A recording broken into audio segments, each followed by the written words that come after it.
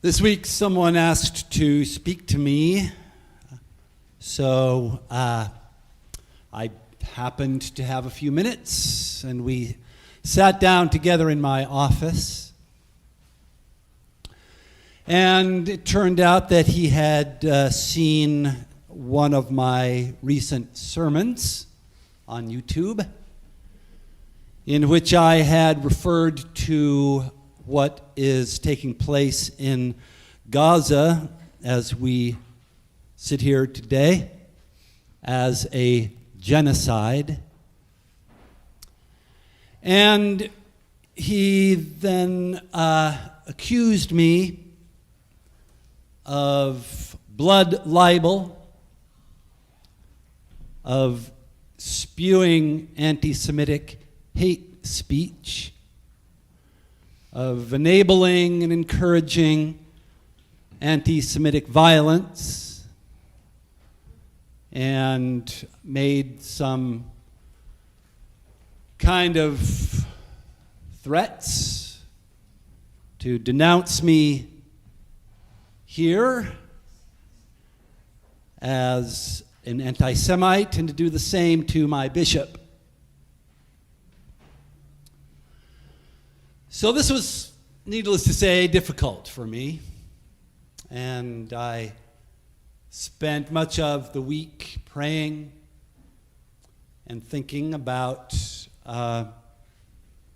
what to do with this.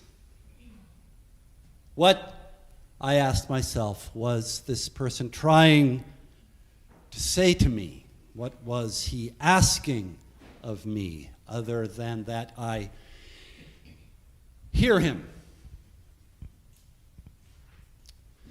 And one obvious way to answer that question was that he was asking me to be silent. And I thought about it.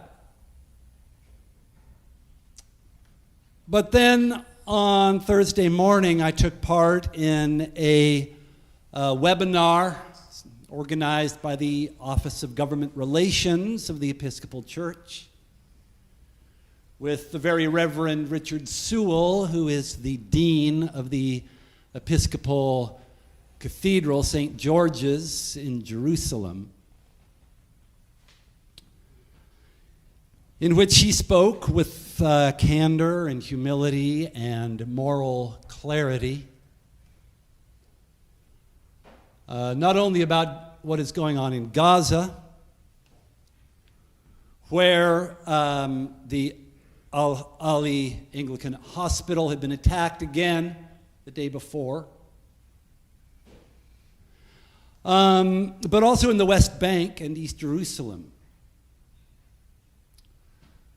where since before October 7th of 2023, the government of Israel has been engaged in a rapid expansion of its illegal settlements and the construction of new settlements and home destructions and expulsions of people, armed settlers backed by the Israeli military, going into Palestinian villages and farms, concentrating the Palestinians of the West Bank into ever smaller urban enclaves, and increasing the pressure on those places to make life more and more unlivable. And he also pointed out that he is one of only 3 non-Palestinian clergy in the Episcopal Diocese of Jerusalem, which gives him a little bit more freedom to speak than his colleagues. A little bit more. Colleagues who are under constant surveillance and repressive harassment. And so he said, it's really up to all of you who are watching this or listening to this webinar. It's up to you in Canada and Australia and New Zealand and the United States of America to do something, to speak out.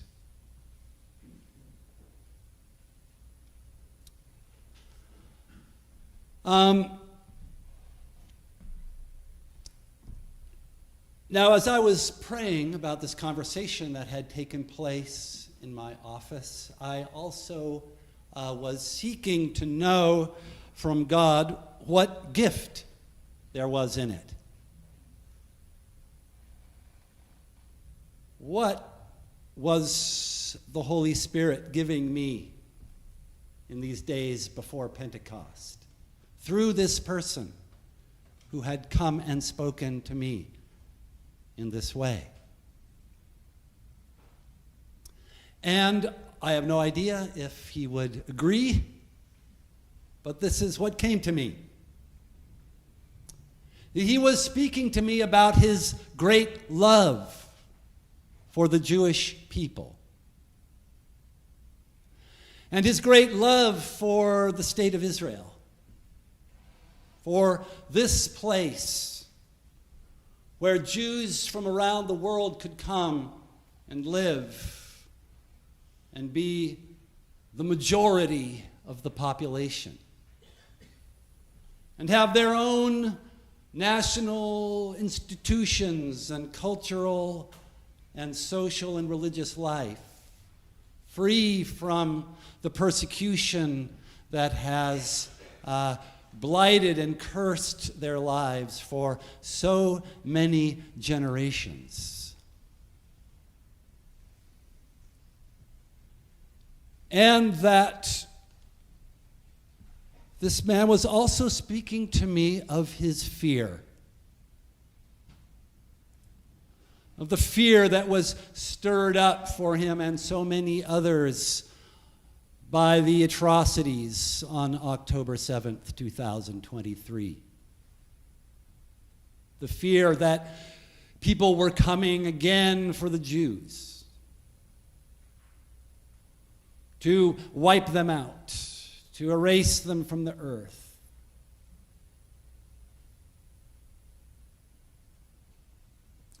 And when I thought about it in this way, I felt an opening. Because when we are honest and can speak with vulnerability about what we love and what makes us afraid, we are lighting within ourselves the fire of the truth. And when we can hear from other people what it is that they love behind their defenses, when we can see what it is they fear behind their aggression, we are seeing the fire of the Spirit within them, the Spirit of truth. A truth that a world awash in lies, most needs to hear.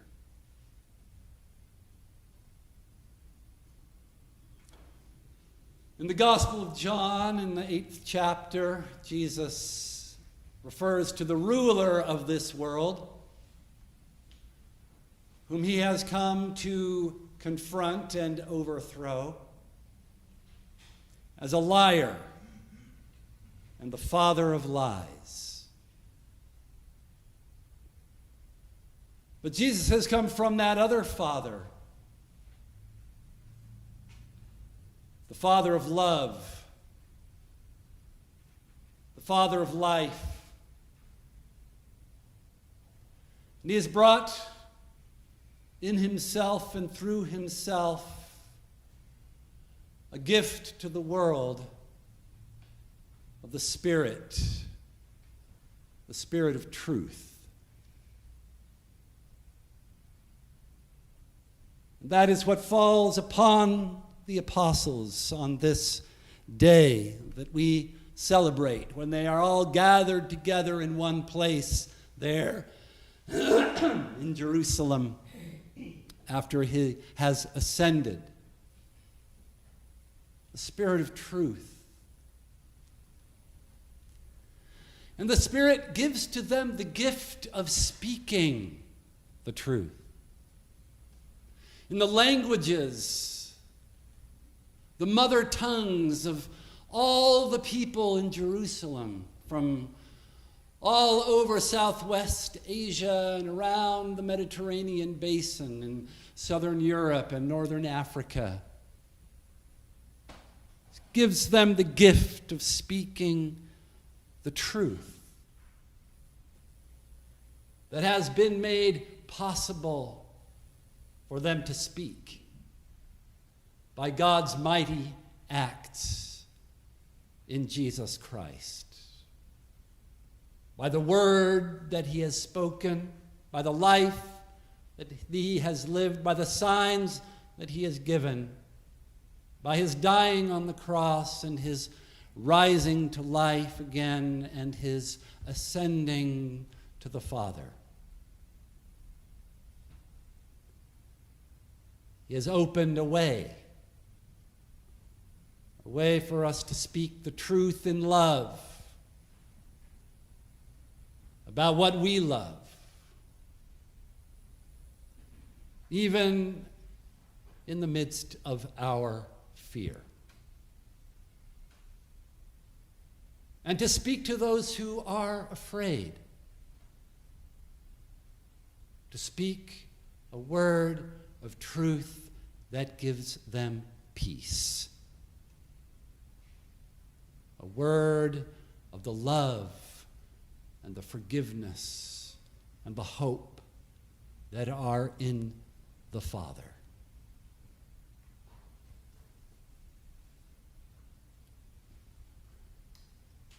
And that's the peace in which we, my brothers and sisters, are sent to a world awash in lies,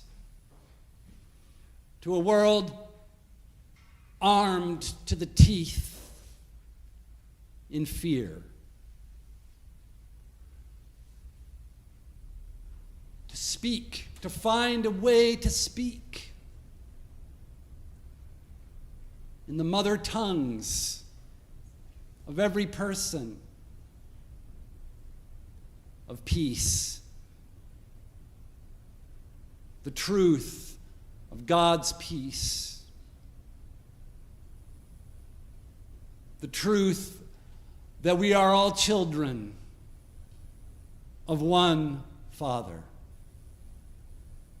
that we are all guided by one Spirit.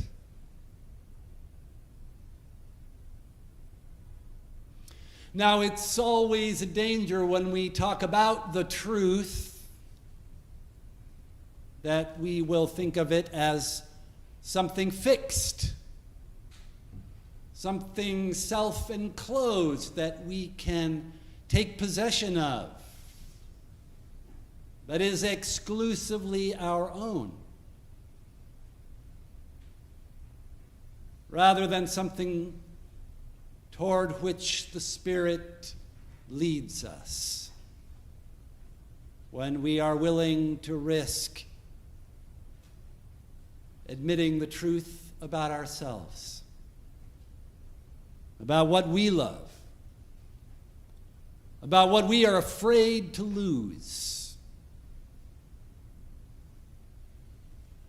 But the truth cannot be lost. And the love that matters most can never die. And so we are given power by God to speak to those who are afraid of losing, afraid that what they love will be taken from them, be it the state of Israel or the land of Palestine or the greatness of America. We can speak to them of a love that never dies, of a life that cannot be vanquished by death,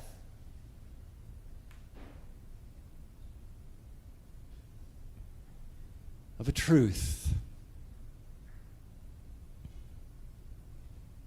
that burns in the heart of every one of us who long for peace.